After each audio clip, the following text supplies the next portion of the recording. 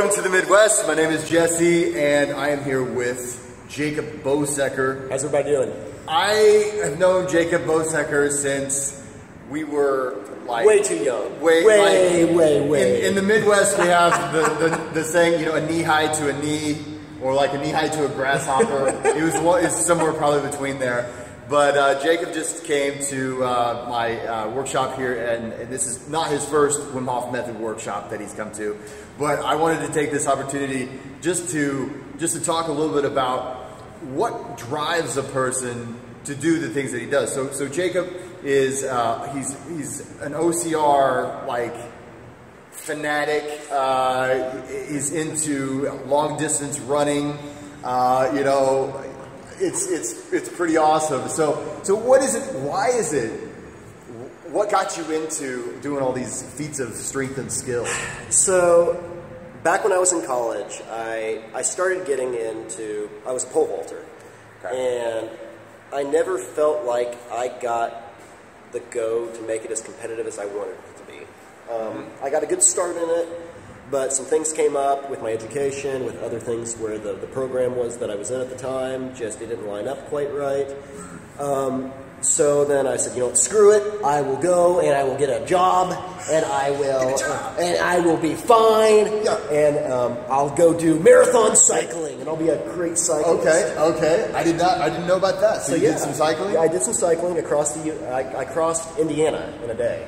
Oh, that's pretty on a bicycle, so that was really cool, about 160 miles in a day. 160 miles in a day, that's nothing to seize that. So then after that, I was like, man, I feel like this is good. I tried to do a triathlon, and I can't swim really well. Okay. I should learn better on that. That's a growth area for me. But then I tried an obstacle course race, so I did my first Spartan race in Haspin Acres in Indiana in 2013. And I remember finishing it, and I was actually sitting a few blocks away from where we're at right now in Indianapolis. We were doing just a cruise bar-to-bar thing with a friend doing tap houses here in Indy.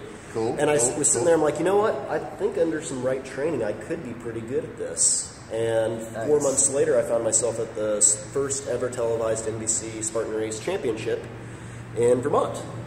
Well.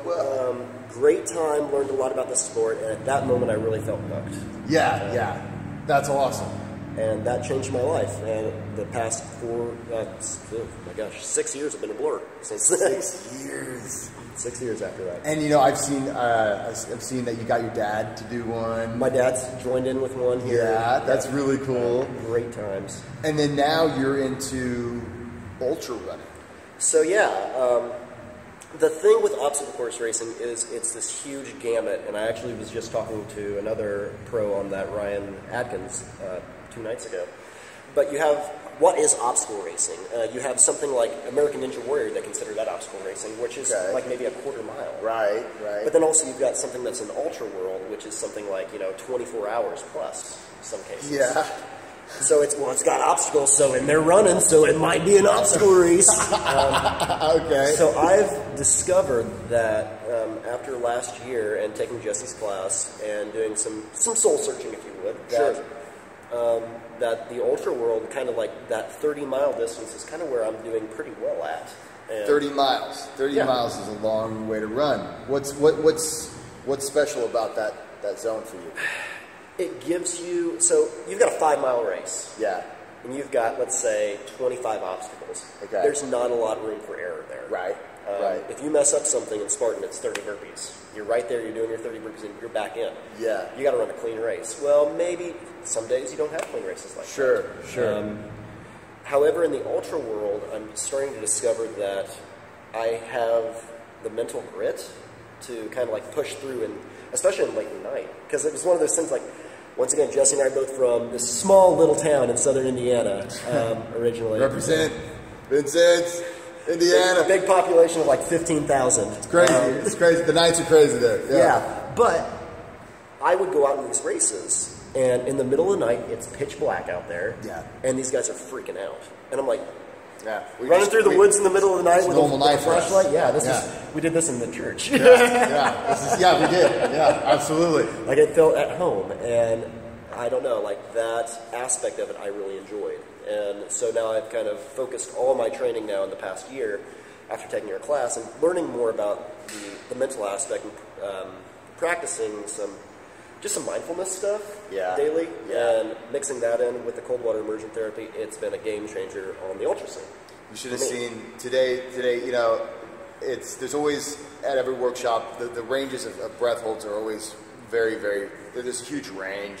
And I really don't want people to focus on this too much, but occasionally there is a guy that just holds up the workshop because he can hold his breath for so damn long.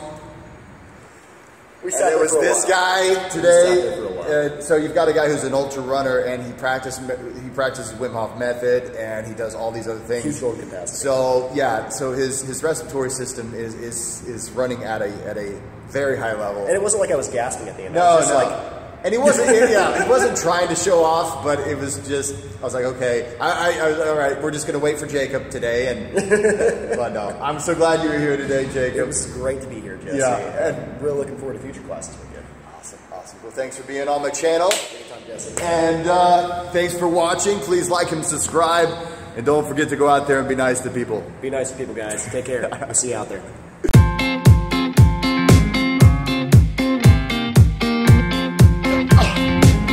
Oh, yeah.